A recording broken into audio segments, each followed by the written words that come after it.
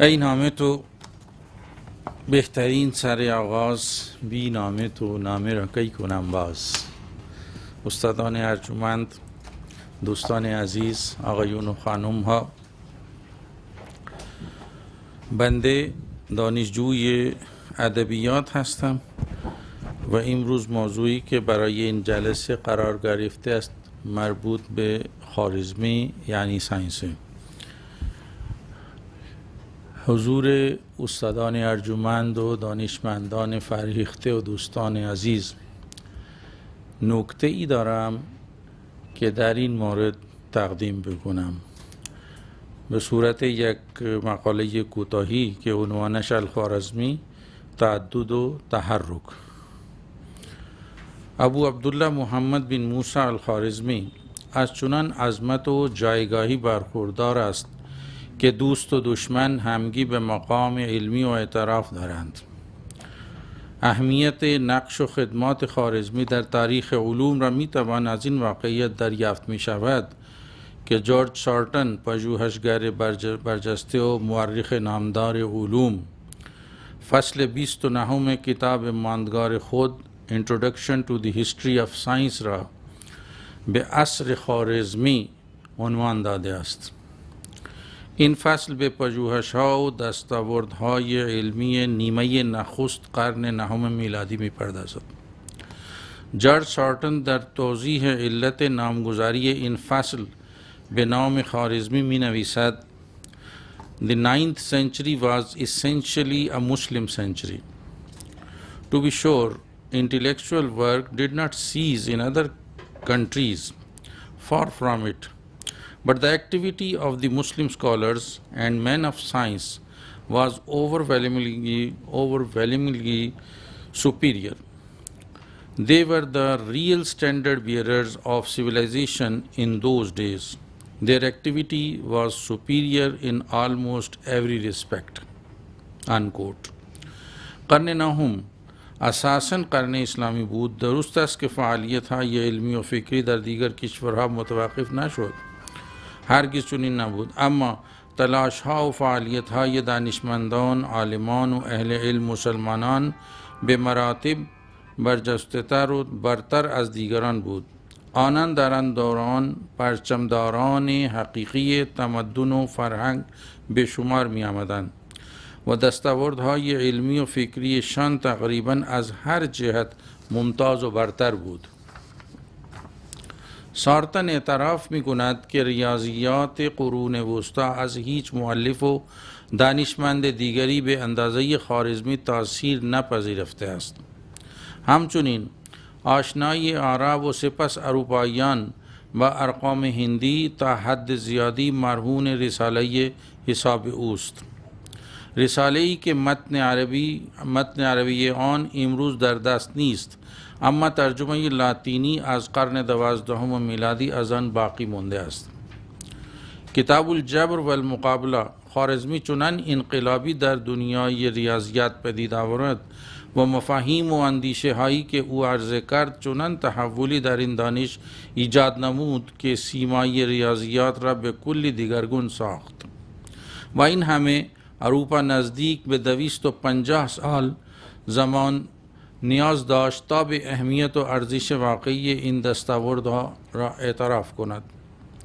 در اینجا مقصود پرداختن به ابعاد گوناگون انقلاب ریاضی که خوارزمی پدید آورد نیست، بلکه هدف جلب توجه به نکته است که تاکنون کمتر مورد توجه ذهنهای علمی و ریاضی قرار گرفته است.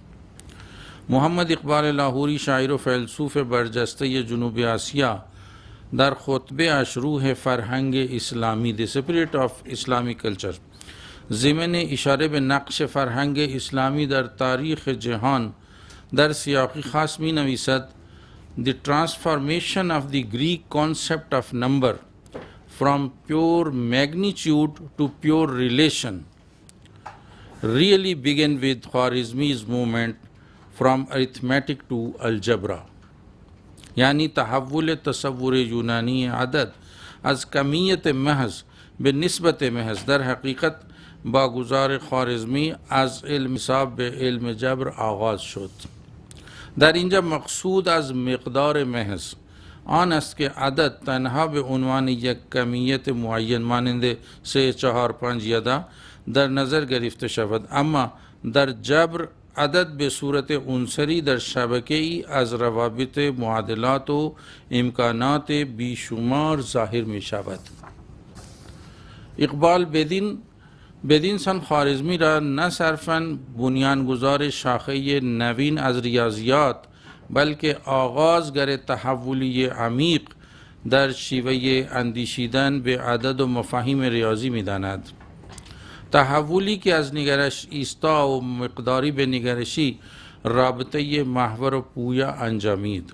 در اینجا مقصود از پیور مگنیتیود آن است که عدد را صرفاً به عنوان یک مقدار یا کیفیت در نظر بگیریم، در حالی که پیور ریلیشن به معنای درک روابط عددی و نمادین است که اساس علم جبر را تشکیل می دهد.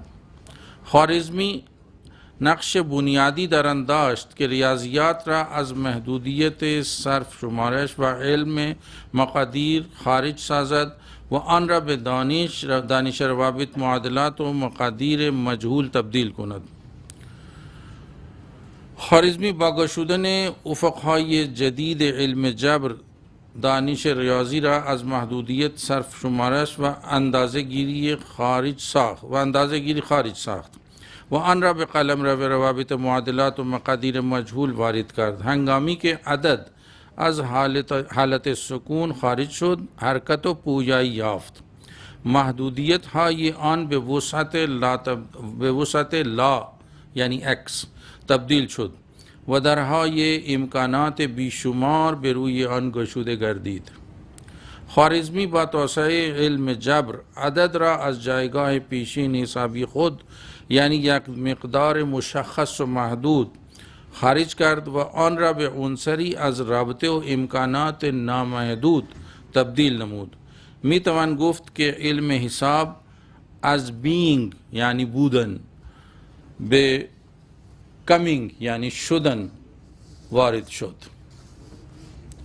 می توان گفت که پیشرفت از علم حساب یعنی اریتمتیک به علم جبر الجبر در حقیقت گذار از بودن به سوی شدن است. یا سفر فکری از جهان ساکن ایستای یونانیان به سوی جهان پویا، زنده و سرشار از حضور الهی در اندیشه مسلمانان. این پویای تنها انقلابی در علم ریاضیات نبود بلکه پشتوانه آن روح کلی تمدن اسلامی بود. اقبال در کتاب خطابه های خود تشکیل جدید الهیات اسلامیه یک خطبه کامل را به این موضوع اختصاص داده و آن را به عنوان اصول حرکت در اسلام نامیده است. Principle of Movement in Islam.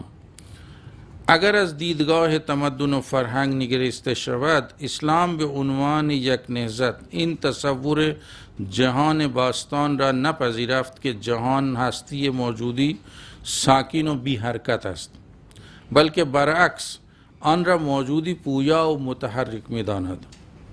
اقبال تصریح می کند که این طغیان و رهایی از چارچوب فلسفه یونان در همه شاخه های دانش آشکار شد. چه ریاضیات باشد، چه نجوم، چه فلسفه یا پزشکی، هیچ حوزه ای از علوم از تأثیر این تحول عمیق در امان نماند. در اندیشه یونانی مفهوم عدد نیز صرفاً به معنای مقدار و کمیت بود، اما هنگامی که خوارزمی از حساب به جبر و مقابله گام نهاد، این تلقی از عدد از مقدار به رابطه دیگرگون شد. همین نکته محور اصلی بحث حاضر و بنیادی است که استدلال ما بر آن استوار شده است. همان مفهوم پویایی و حرکت بود که زمینه شکلگیری و تمدنی عظیم را فراهم آورد، تمدنی که در دامان آن دانشمندانی چون خوارزمی پرورش یافتند.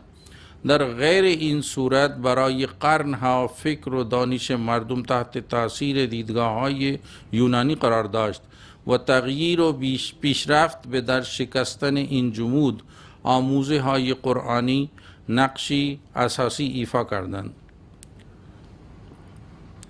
در پرتو همین نگرش بود که مسلمانان دریافتند جهان هستی جهان پویا، روان، ناتمام و حال رشد و تکامل است. از این رو آنان به تدریج به مقابله با تصورات ایستا و جامد فلسفه یونان برخاستند. فلسفه ای که خود زمانی با اشتیاق فراوان آن را پذیرفته بودند. همین اندیشه حرکت و پویایی است که اقبال لاهوری با اشاره بیان می گوید یہ کائنات ابھی ناتمام ہے شاید کہ آ رہی ہے دمادم صدای کن فیکون. این کائنات شاید هنوز ناتمام است، زیرا پیوسته بانگ کن فیکون به گوش می رسد. و نیز در جای دیگر می گوید گمان مبر که به پایان رسید کار مغان، هزار باده ناخورده در رگ تاک است. گمان مبر که کار مغان به پایان رسیده است، هنوز هزاران باده ننوشیده در رگ تاک نهفته است. این ابیات بیان شاعرانه همان اصل حرکت، تداوم، آفرینش و گشوده بودن افقهای آینده اند، اصلی که اقبال آن را از بنیادی ترین عناصر جهان بینی اسلام می شمارد. از توجه و حسن سماعت شما سپاسگزارم.